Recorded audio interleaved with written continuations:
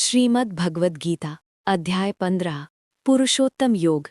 इस अध्याय में भगवान श्री कृष्ण संसार को एक उल्टे पीपल वृक्ष के रूप में समझाते हैं और बताते हैं कि जीव, प्रकृति और परमात्मा का संबंध क्या है।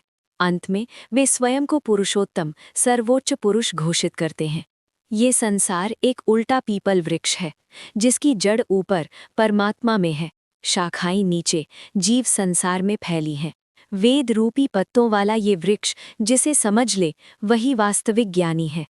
इस वृक्ष की शाखाएं ऊपर और नीचे फैली हैं, गुणों सत्व, रजस, तमस द्वारा पोषित, विषयों के कोमल पत्तों से युक्त। नीचे फैली हुई जड़ें कर्मों के बंधनों को बनाए रखती हैं।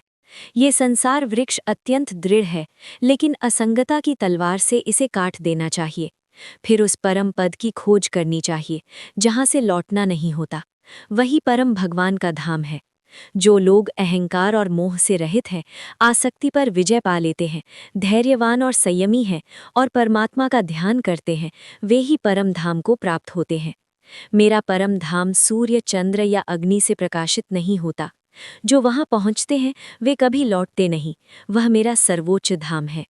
जीव मेरे ही अंश है। प्रकृति में स्थित होकर मन और इंद्रियों का संघर्ष झेलते हैं। जैसे हवा सुगंध को ले जाती है, वैसे ही जीव मृत्यु के समय इंद्रियां लेकर नए शरीर में प्रवेश करता है। जीव कान से सुनता है, आँख से देखता है, जीभ से स्वाद लेता है, नाक से गंध पाता है, त्वचा से स्पर्श करता है। लेकिन अज्ञानी इसे नहीं समझ पाते, ज्ञानी इसे देख लेते हैं। प्रकाश देने वाला परमात्मा, सूर्य, चंद्र और अग्नि में जो प्रकाश है वह मेरा ही तेज है। मैं पृथ्वी में प्रवेश कर सब प्राणियों का पालन करता हूँ और चंद्रमा के रूप में सभी वनस्पतियों को रस प्रदान करता हूँ। मैं ही जीवों के शरीर में स्थित जठर अग्नि हूँ, जो भोजन को पचाती है। मैं सबके हृदय में स्थित हूँ। स्मरण, ज्ञान और विस्मरण मुझसे ही आते हैं। सभी वेद मुझे ही जानने के लिए हैं। क्षर, अक्षर और पुरुषोत्तम। इस संसार में दो प्रकार के पुरुष हैं। पहला क्षर नश्वर जीव, दूसरा अक्षर अचल अविनाशी आत्मा।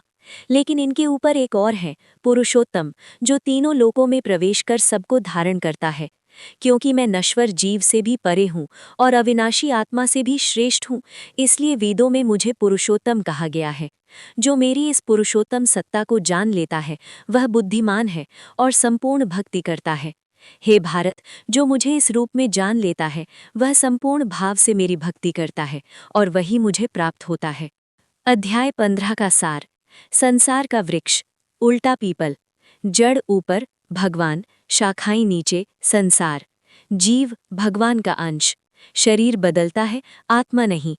परमात्मा, सूर्य का प्रकाश, चंद्रमा का रस, अग्नि की शक्ति, हृदय में स्थित स्मृतिदाता।